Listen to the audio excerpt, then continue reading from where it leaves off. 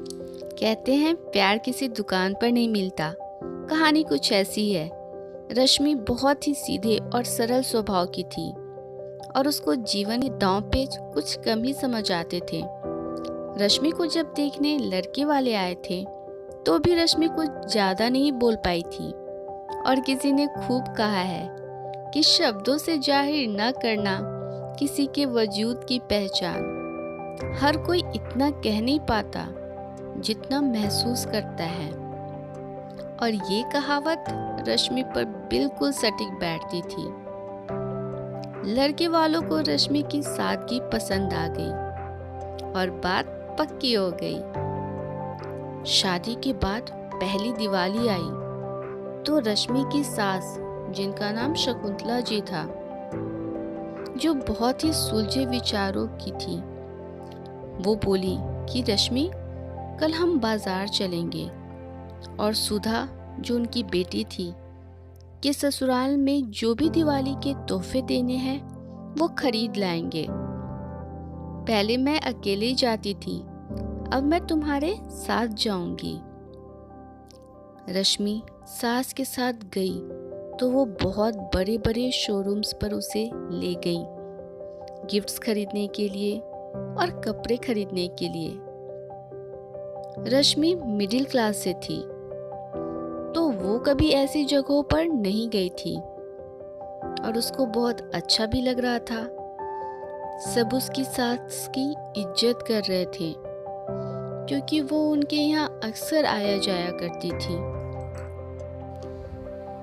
जहाँ ये सब रश्मि को अच्छा लग रहा था, वहीं उसका दिल बैठा जा रहा था कि उसके मायके वाले इन सब की बराबरी कैसे करेंगे, क्योंकि दिवाली के बाद भैया दूज थी और रश्मि ये सोचकर परेशान थी। जब उसकी ननद के लिए इतना सब हो रहा था तो उनको भी शायद उम्मीद हो जाए। रश्मि सोचने लगी। रश्मि ने बातों बातों में अपने घर पर ये बात रखी तो उसकी माँ, जो कि एक विधवा थी, उन्होंने अपने सोने की चूड़ियाँ गिरवी रखकर रश्मि के लिए गोल्ड बनवा दिया। माँ तो ऐसी ही होती है ना। और दिवाली पर उसके भाई भाभी को सामान लेकर भेजा। सबने खाना खाया और रश्मि किचन में बर्तन रखने गई तो शकुंतला जी ने कुंदन से एक बात कही। कुंदन रश्मि का भाई था। बेटा, अगर बुरा ना मानो तो एक बात कहूँ? जी आंटी जी, कहिए।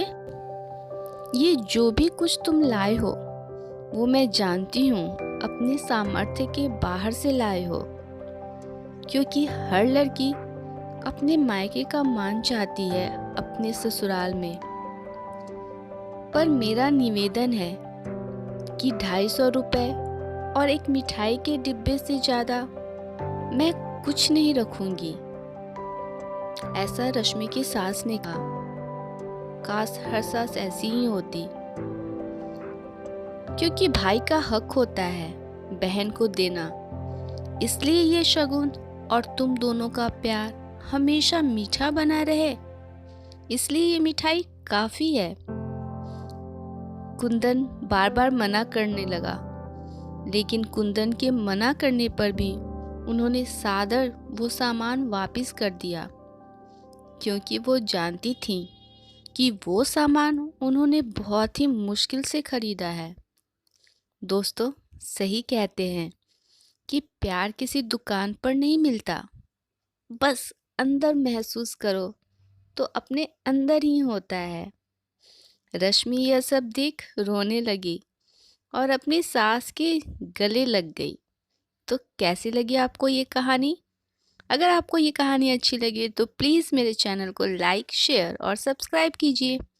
मिलते हैं हमारे नए वीडियो में एक नई प्यारी सी स्टोरी के साथ। Bye bye.